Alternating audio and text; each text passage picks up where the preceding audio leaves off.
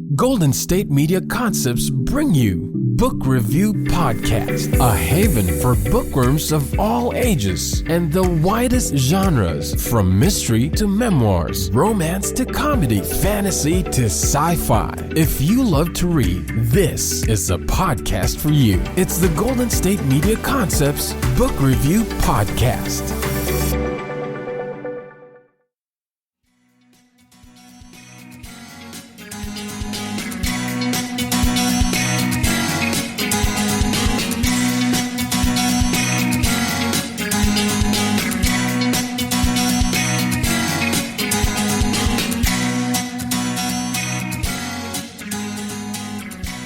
Hello and welcome to the GSMC Book Review Podcast, brought to you by the GSMC Podcast Network.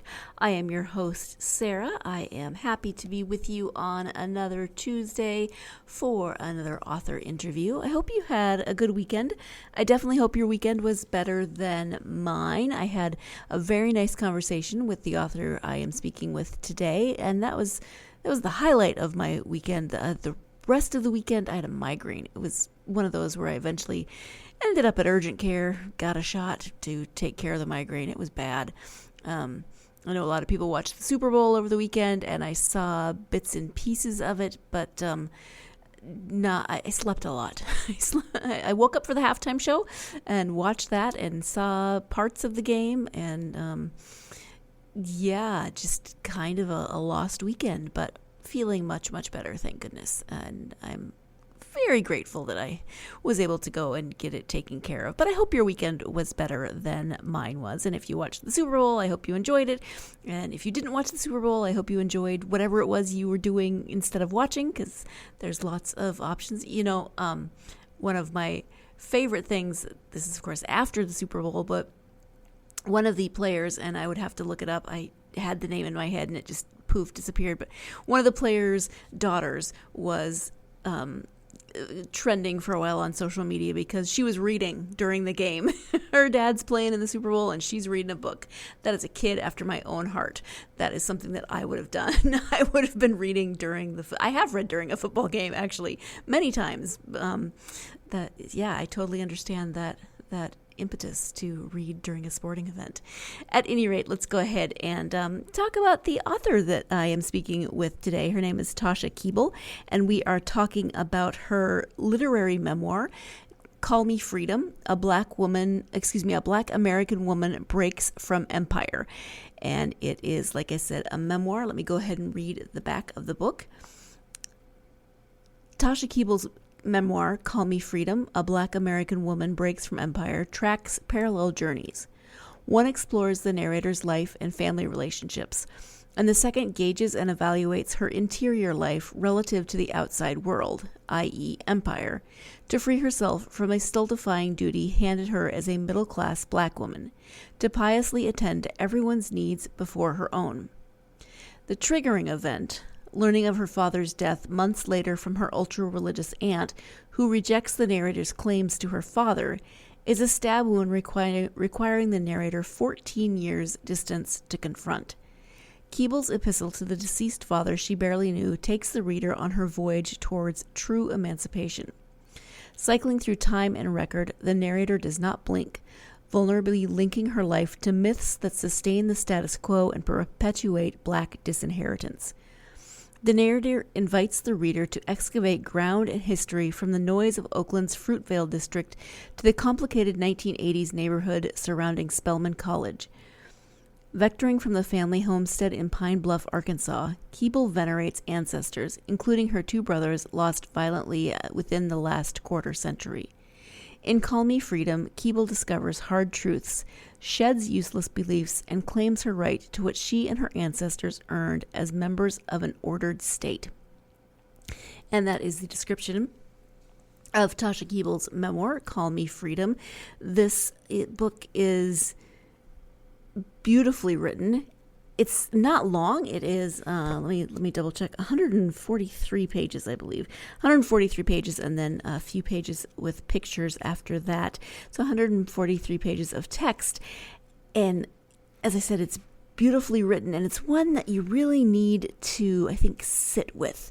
She deals with a lot of obviously difficult topics, not only for her, but for society. I mean, there's societal issues, there's family relationships. There are so many different layers to this memoir as she is kind of deconstructing everything as she knows it and putting it back together in a way that makes more sense. So it is, I don't want to use the word dense because that's not quite right. It needs to be unpacked, if that helps. It is, like I said, I think you need to take your time going through this, really sit with it, listen to what the author is expressing, and see how it resonates with you, because there are so many things in here that will resonate with you, or maybe they will surprise you, or get you thinking about life in a different way. But there's a lot of different things that the reader can take from this book. So let's go ahead and turn to the interview with Tasha so she can talk more about writing the memoir.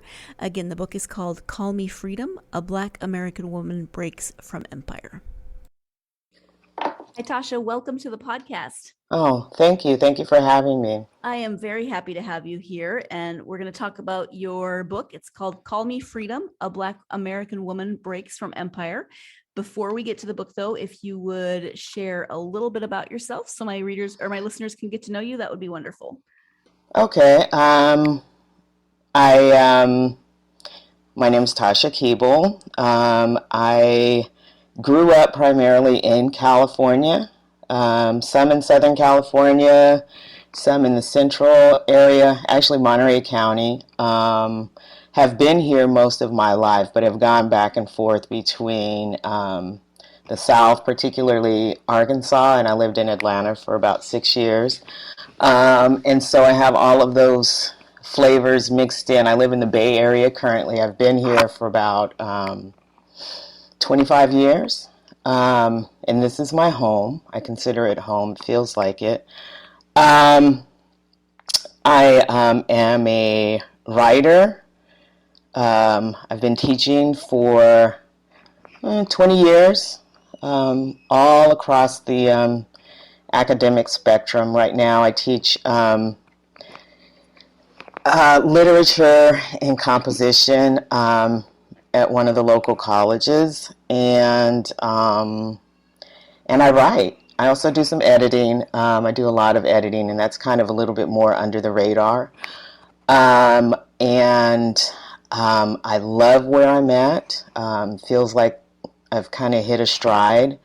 I'm looking forward to writing more, publishing more.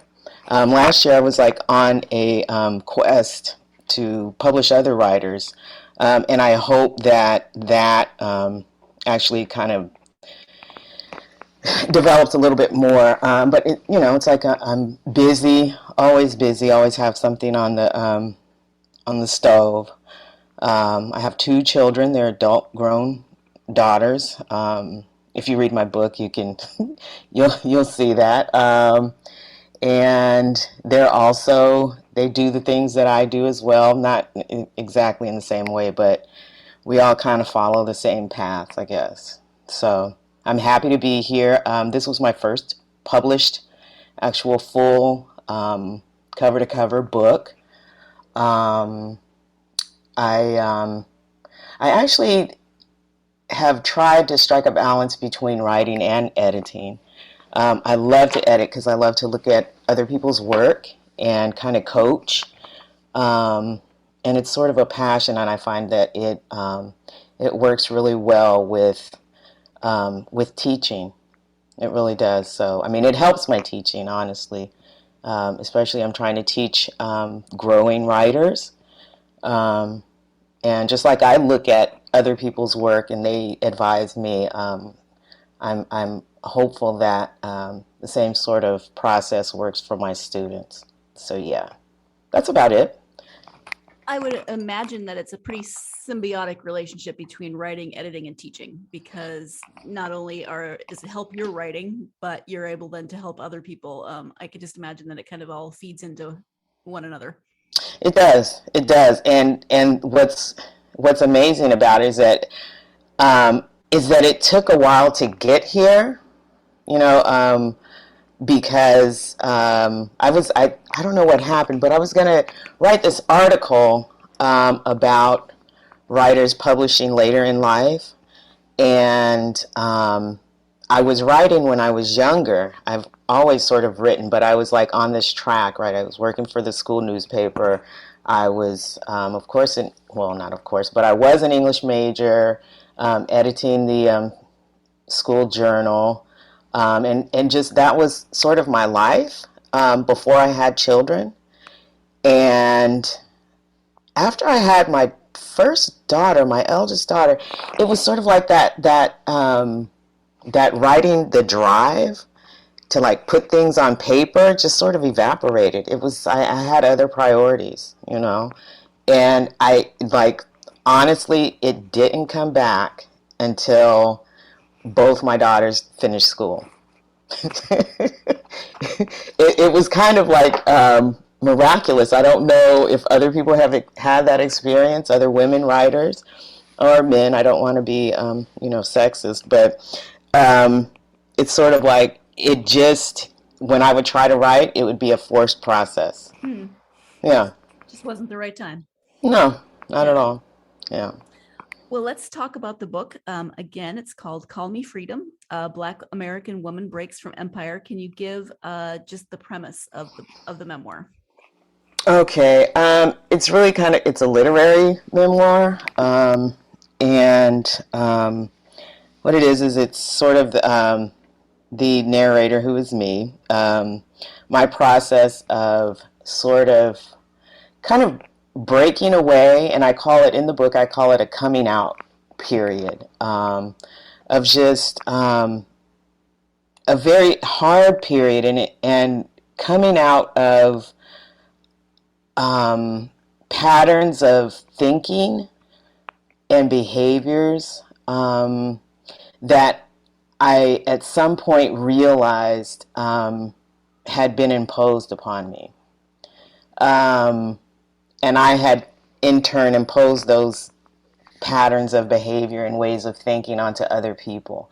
And it was sort of this awakening to the idea that if I want to grow and grow as a person a woman, a Black American woman who wants to actually be free, like in the sense of like having my own agency and my own voice, and having the power that comes with that I needed to actually extricate what was inside me.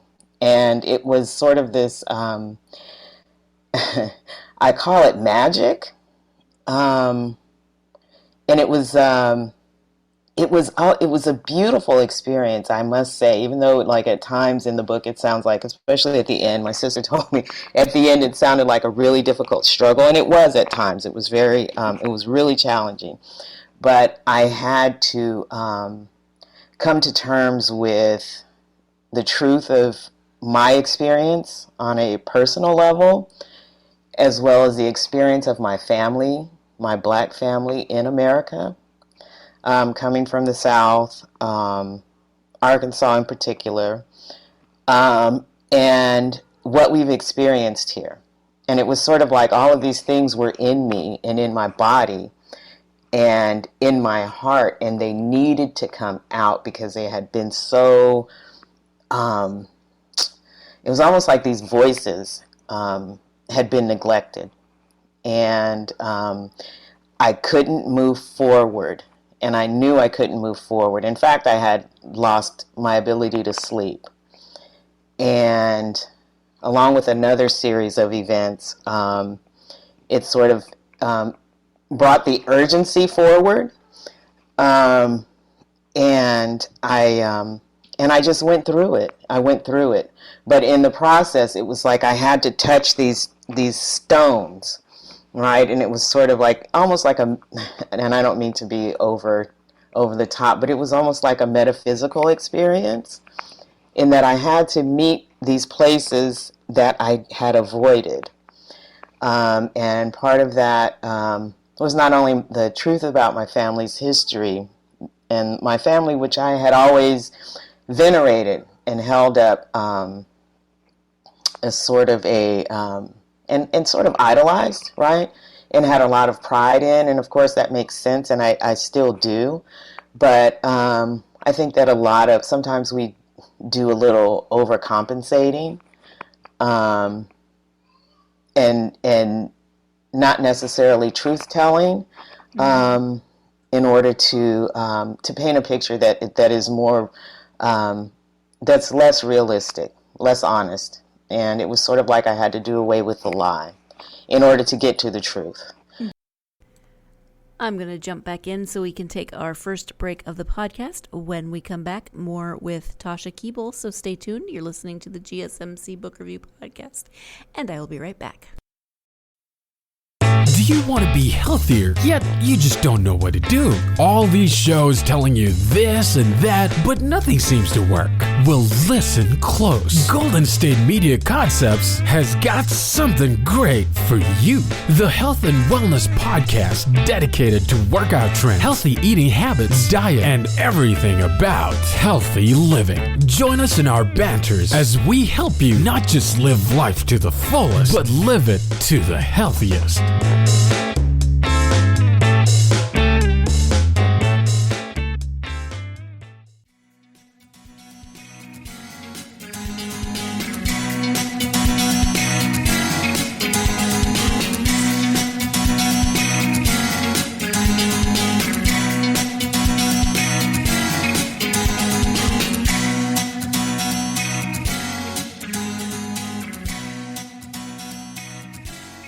Welcome back to the GSMC Book Review Podcast. I am speaking today with author Tasha Keeble.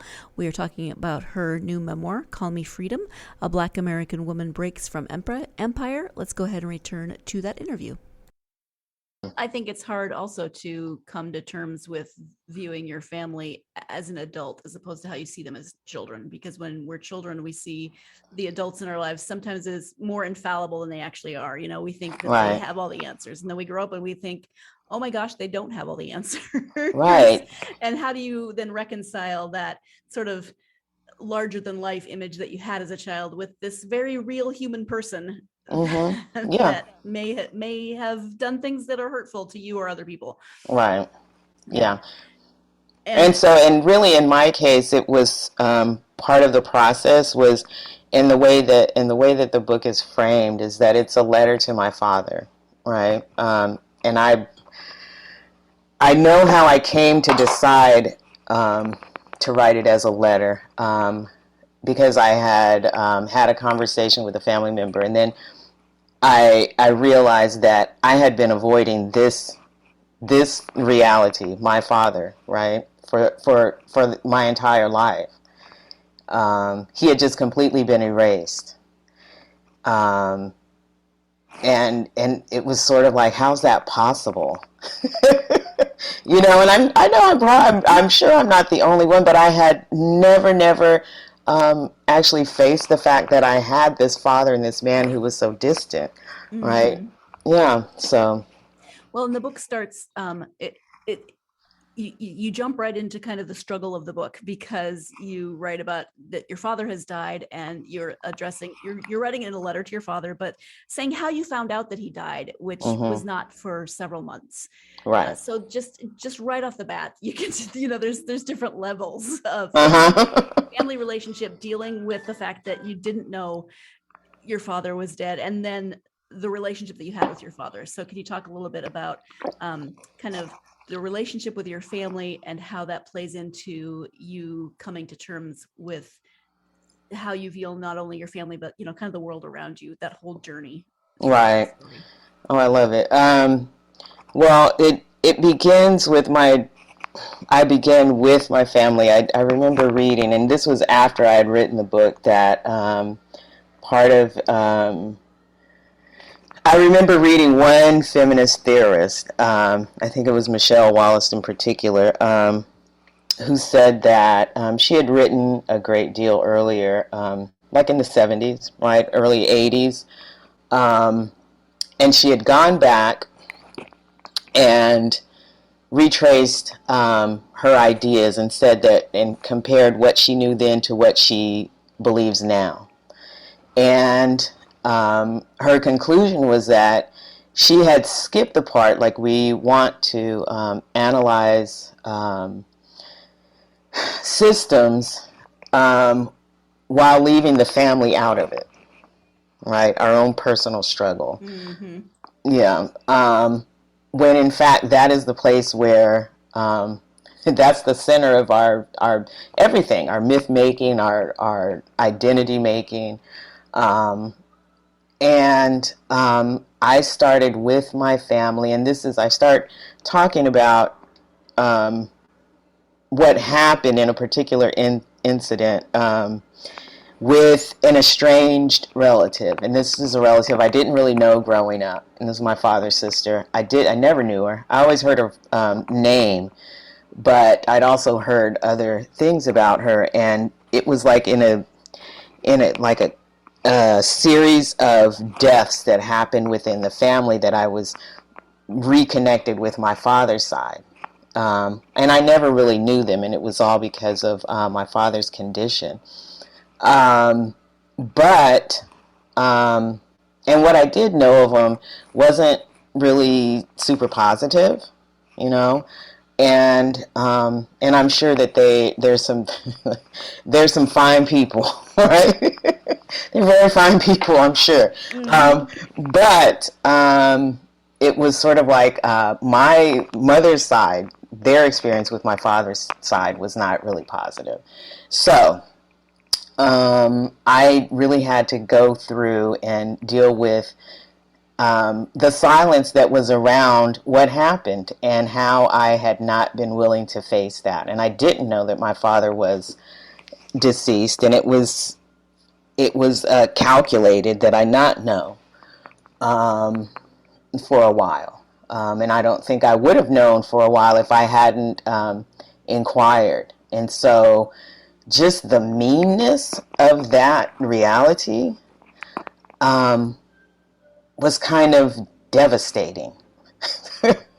You know, it was devastating. And like, I just could not imagine. It was something that was almost unspeakable. And so I had to like kind of dig in a little bit, not only face it, and it took me 14 years to do so. Not only face it, but to examine why it is that I hadn't been able to even talk about it or mention it, or why I had sort of, like, once it happened, I had pivoted, right, to make it all right.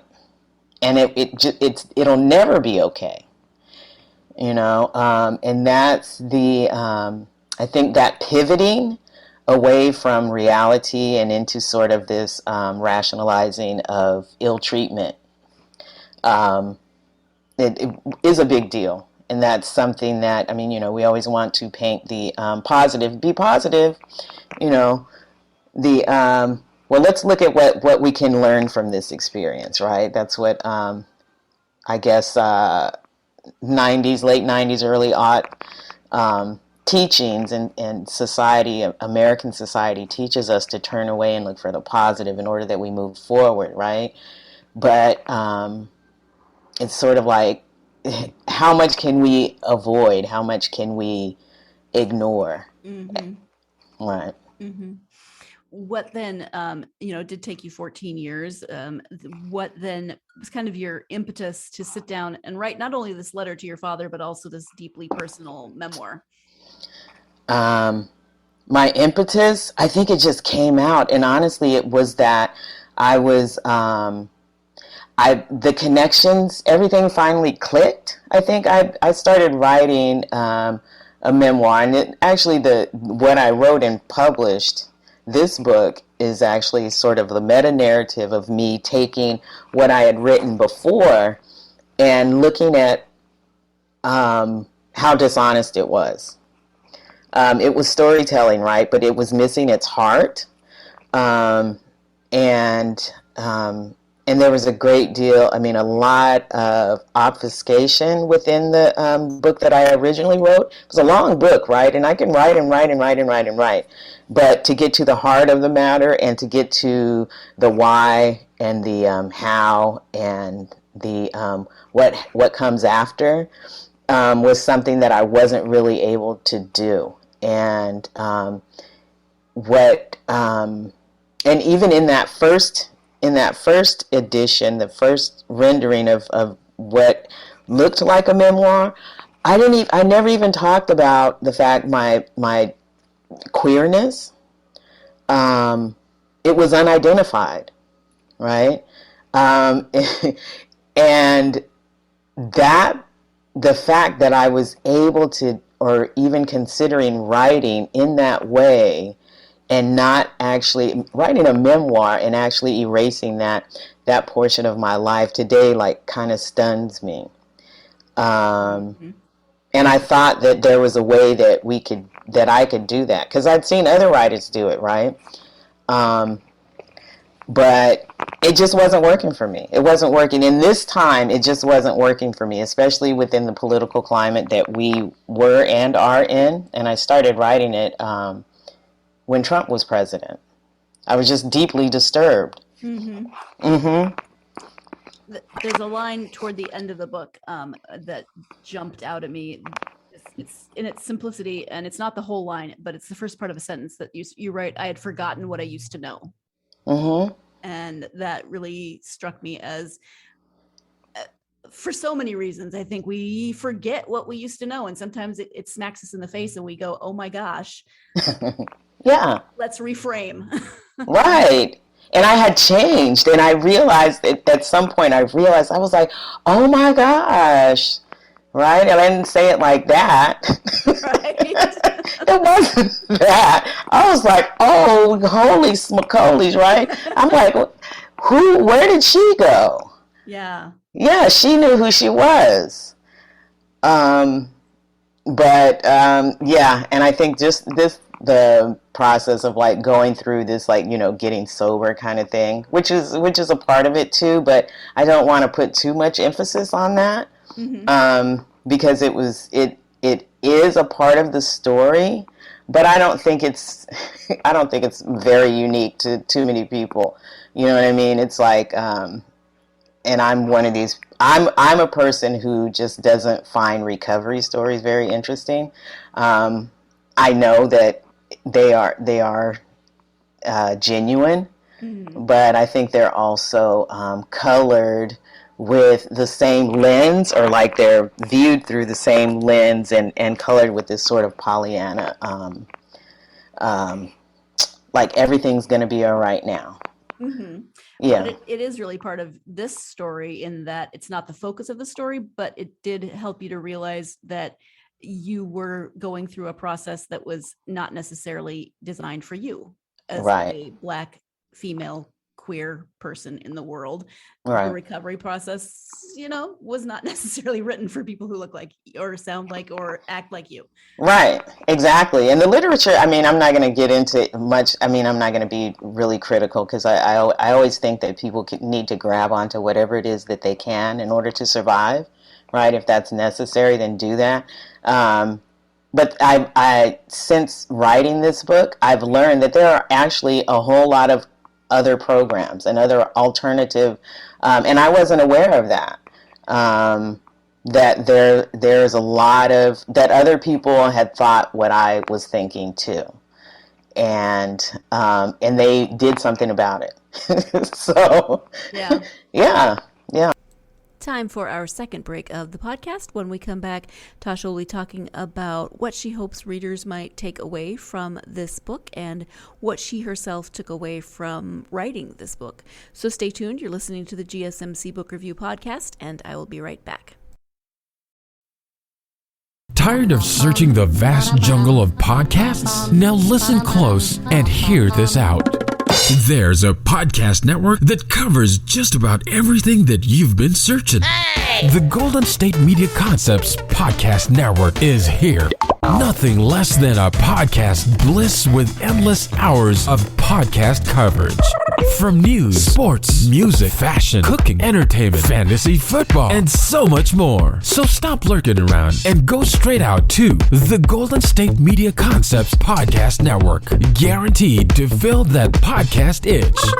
whatever it may be. Visit us at www.gsmcpodcast.com. Follow us on Facebook and Twitter, and download us on iTunes, SoundCloud, and Google Play.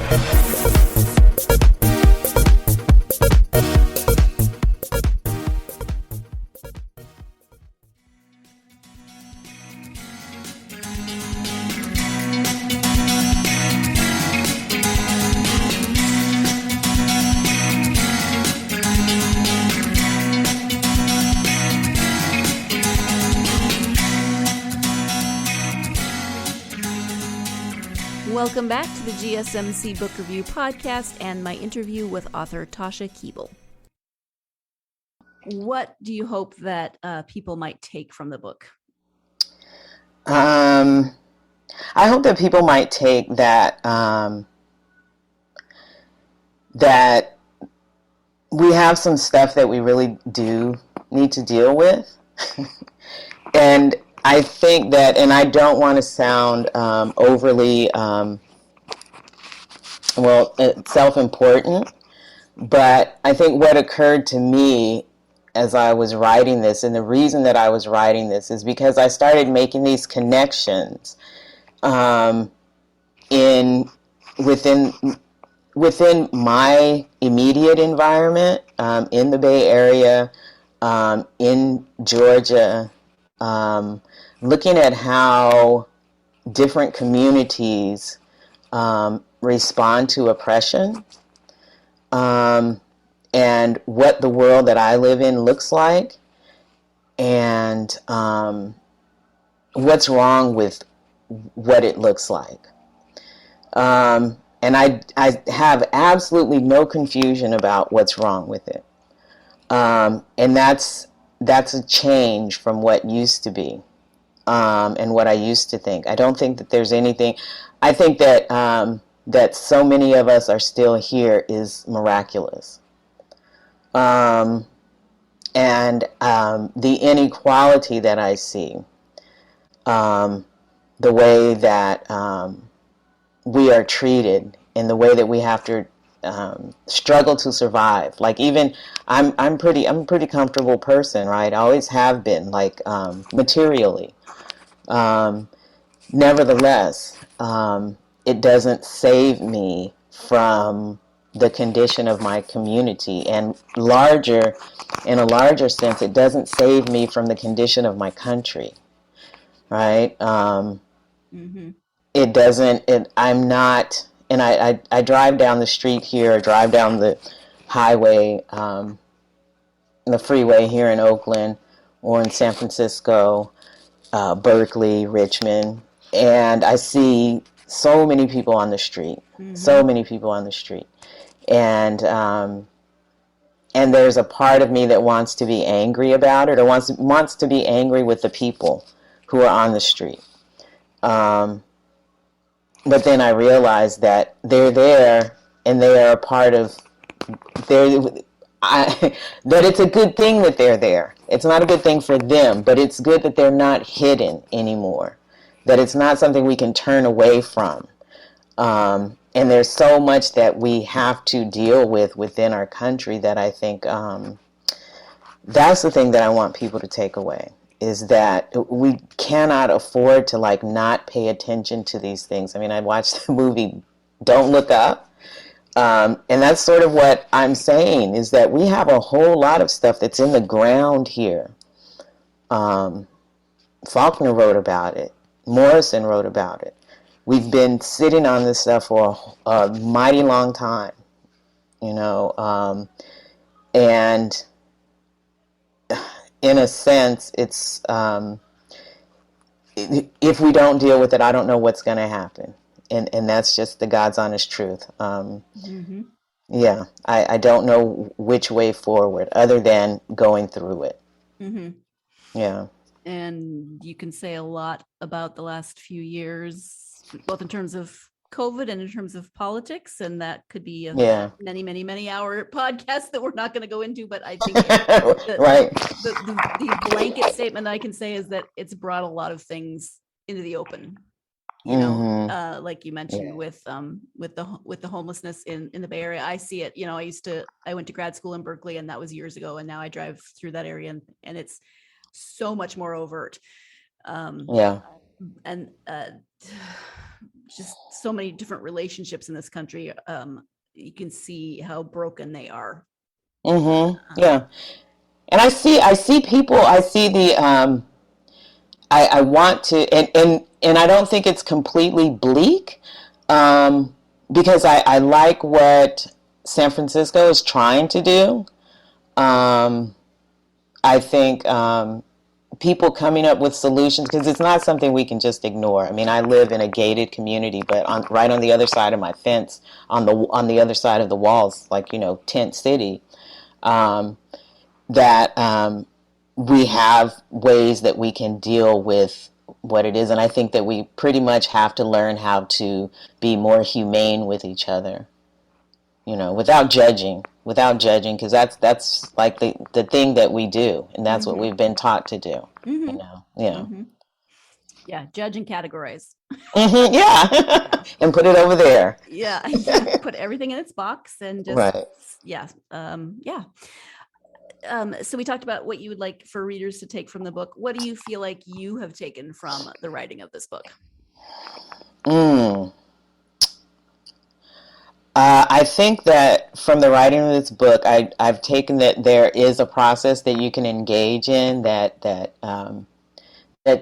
transfers, like, whatever our experiences are, which are all, valid. Um, that there is a process by which we can put that on paper and share it with the world.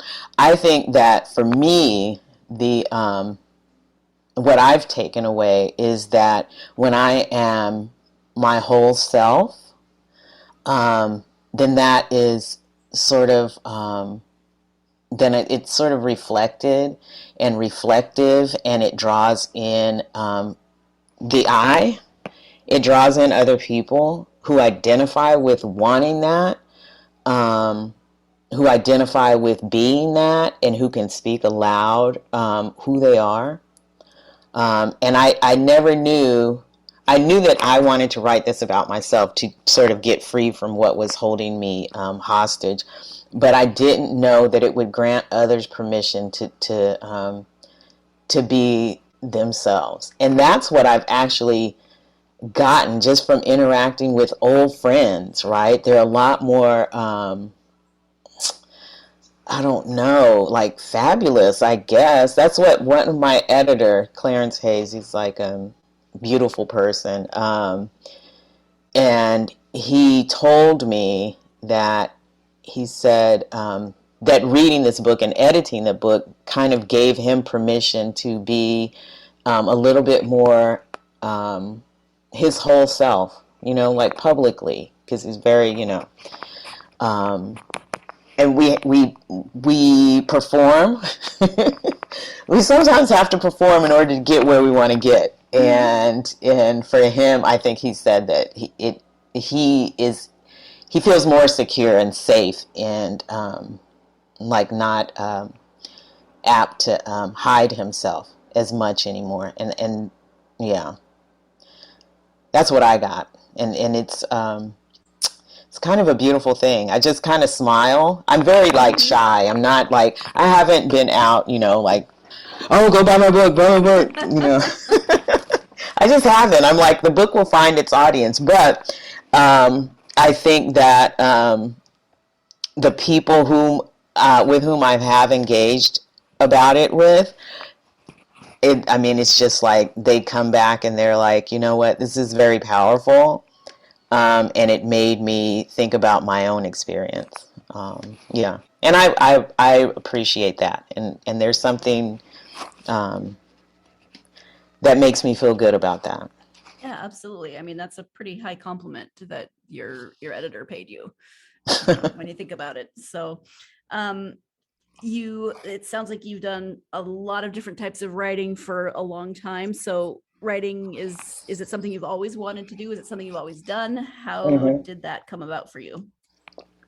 Well, I wasn't so much a writer, a big writer. I'm more of a reader. I've studied literature like forever. Um, but I remember writing like for the first time. And I used to I was a kid who was like, I watched a lot of TV growing up, right? And I was in my head all the time. And so I was always considering things, always thinking about things, always, learning. But also very much I always felt isolated in my own head. And and I don't think that's unique to writers in general. But I remember being in seventh grade, and I was in Arkansas, and I'll never forget it. I was in a 2-hour study hall with no homework. And this was for like a whole year. I mean, it was like torture, right? I was in seventh grade. We couldn't do anything. We couldn't talk. We were just like, and it was so hard. And I would get in trouble all the time. I would get in trouble. I would get sent out of class because I was laughing. I was like, playing with my friends. And I was down there with my grandmother, as I lived with her after my grandfather died. But I remember the seventh grade Miss Hartsfield. She would be reading her newspaper, right? And I remember one time, and this is before I got kicked out of class. I didn't want it to happen again, and I said to her, because I was bored to tears, I proposed to her. I said, "Well, Miss Hartsfield," I said, "if I write something and you like it and you think it's good, can you pay me?" I love it. Right. And so I went back to my desk and I sat down and I wrote, and it was a memory that I had. It was kind of like a sketch, right? It was just a sketch, and it was of me and my brothers floating down the Russian River, and looking up, to the redwoods on either side. And yeah, I wrote it and I gave it to her, and she paid me like 50 cents, right? And it wasn't necessarily the process of being paid that kind of was a little jazzy, but it was it was how I felt when I wrote it, and sort of this idea that I was able to move her and put that experience down on paper, and I think I've not always been able to do it so well, but I just remember the power that I felt in doing that. And there's something about writing and being in scene that is sort of trance-like for me. So, yeah. Well, I have always written, yeah. Yeah. Final break of the podcast. When we come back, Tasha will offer her advice for aspiring authors. So stay tuned. You're listening to the GSMC Book Review Podcast, and I will be right back. Golden State Media Concepts social media podcast. Time to hashtag everything. We talk about all the fun, crazy stories on social media. From Instagram to Facebook, Twitter to Tumblr, or probably even Friendster. Join us each week as we explore the quirky side of social media. It's the Golden State Media Concepts social media podcast. It's simple, such a sad song. The one that we rely on to get us.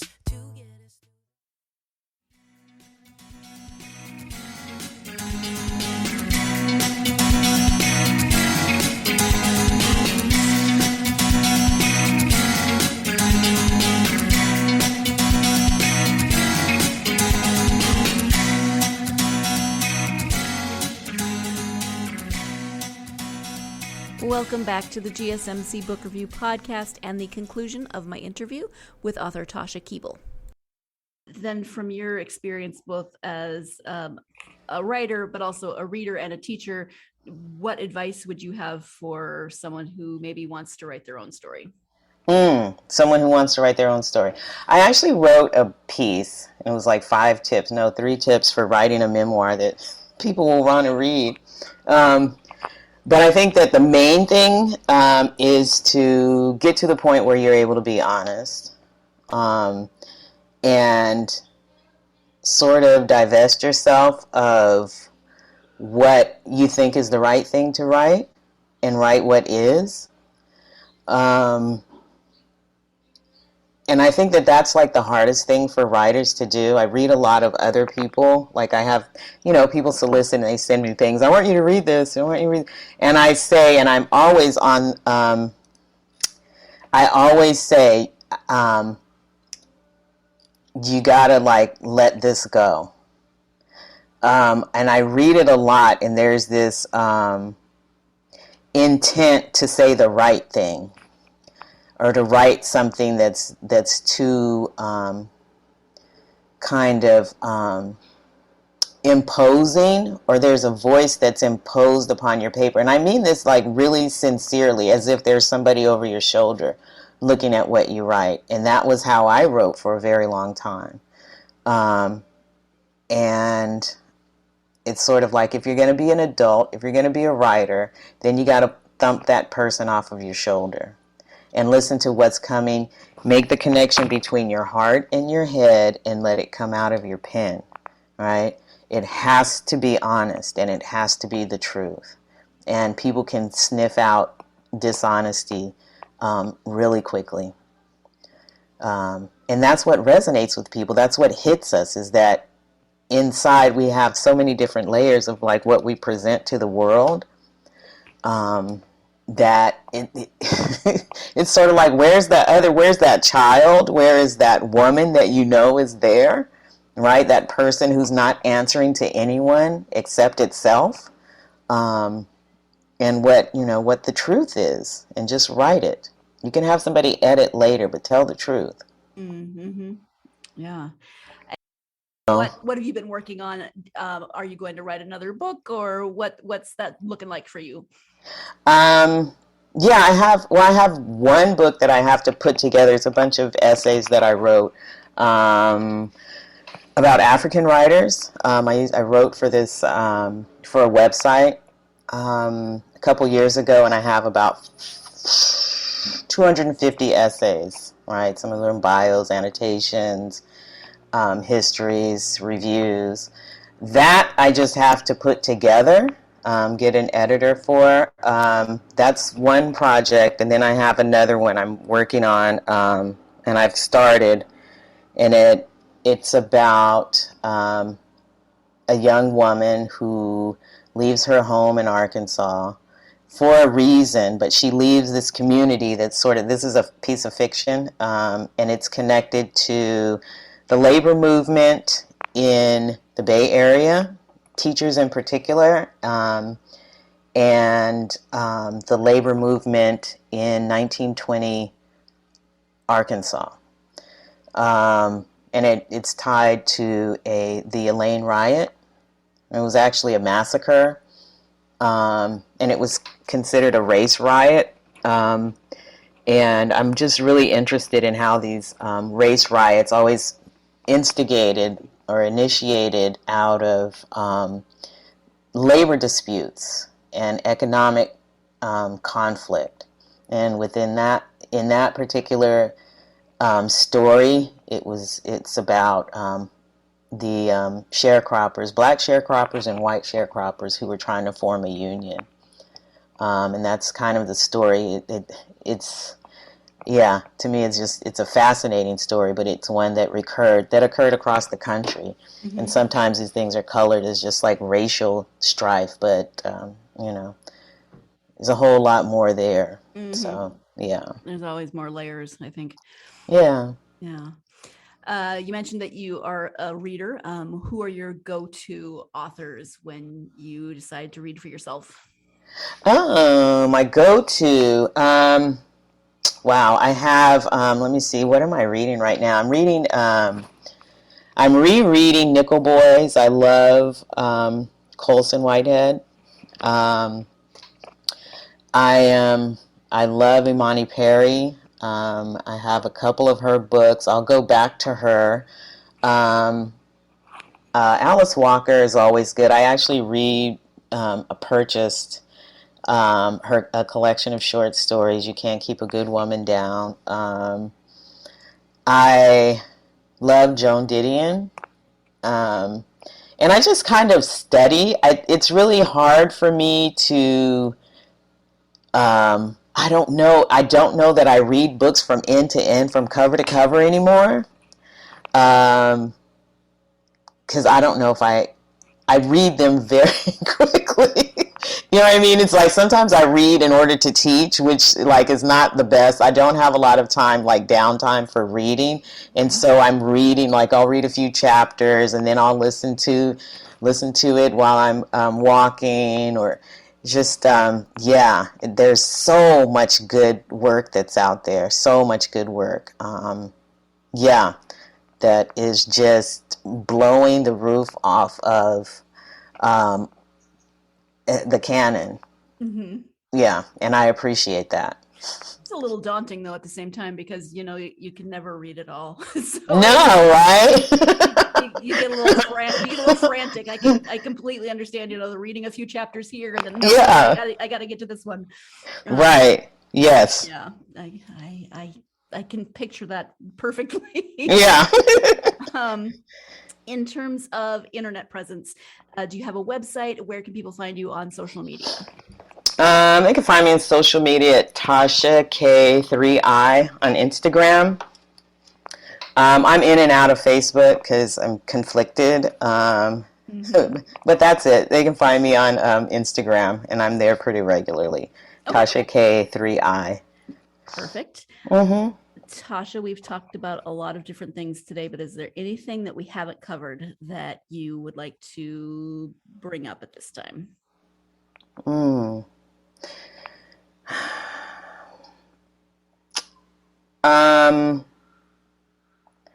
Yeah, I actually, when I think about it, I would love it. I would love to have this book actually find an audience that is able to like get into it. I would love for, and that's, I want the book to be read. I really do. I want the book to be shared. It's an imperfect book, right? I know that. It's an imperfect book, but I think it's a meaningful book. Mm-hmm. I think it's written pretty well. And I think it's something, and I go back and read my own work. And in this particular case, I go back and read this, and sometimes I think, oh my God, what was I thinking? You know what I mean? Like, what was going through my head when I put that on paper? Mm-hmm. Yeah, because as a reader, it's layered. I know that this book is layered, and there are things in here that I don't recognize, I don't see. It is, I hope that it's something that is lasting, and I want to write more, but I really think this may be it for me. I don't know. This might be the one, and I really want people to read this book. And I've actually even given copies away for free, like on the street. I'll see a young queer woman, or woman that I imagine she's with her girlfriend or wife, and I'll hand her the book, and I'll say, no, you can have it. Please read this. You might enjoy it, but hopefully it holds some meaning for you. Yeah. I love that. Well, and you just never know. You said you read sometimes things, and I don't remember reading them, but you also just never know how people are going to take what you've written because of where they're at in their life. Right. And they can read it now and take it one way, and in 5 years read it completely differently. Right. Exactly. So, I agree. Totally agree. Yeah. Well, I want to thank you so much for taking the time to talk to me about your work. I really, really appreciate it. Thank you. Thank you. I appreciate you having me. Thank you once again to Tasha for taking the time to talk to me about this memoir. It is such important work that she did, not only for herself, but for community and family. And I've mentioned before that author interviews, get scheduled pretty far out. And so it was really just coincidence that this interview got scheduled during February, which happens to be Black History Month. And on the one hand, I'm like, okay, that's kind of apropos. But on the other hand, I wish it hadn't been, in a way, because conversations such as the one we had today are so important and need to happen every day, not just during one specific month of the year. But I hope that you will take the time to read this memoir and, like I said, sit with it. Think about it. Let it work on your heart and soul and mind a little bit, and see where it takes you. Because, like I said, it is very beautifully written, but it's one that's going to make you think in a very good way, and help us all to understand maybe a perspective that we hadn't thought of before. So thank you again to Tasha. Thank you, as always, to you, my listeners. I hope first that you will join me for the next author interview, when I will be speaking with author Scylla Pannon. And I'm not sure if it's Scylla or Scylla. I will find out, of course. Cyla, for those of you who might be familiar with the author. We'll be talking about her new book, Stalking Shadows, which is a dark take on the Beauty and the Beast story. So join me for that. Also, if you are a fan of this podcast and have not done so already, please do follow us on social media, Facebook, Twitter, Instagram, and TikTok, and also leave a review, because that really, really helps us to get the podcast out to more readers like yourselves. So thank you in advance for doing those things.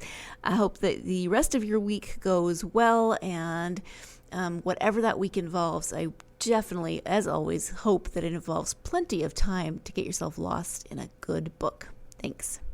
You've been listening to the Golden State Media Concepts Book Review Podcast, part of the Golden State Media Concepts Podcast Network. You can find this show and others like it at www.gsmcpodcast.com. Download our podcast on iTunes, Stitcher, SoundCloud, and Google Play. Just type in GSMC to find all the shows from the Golden State Media Concepts Podcast Network, from movies to music, from sports to entertainment, and even weird news. You can also follow us on Twitter and on Facebook. Thank you, and we hope you have enjoyed today's program.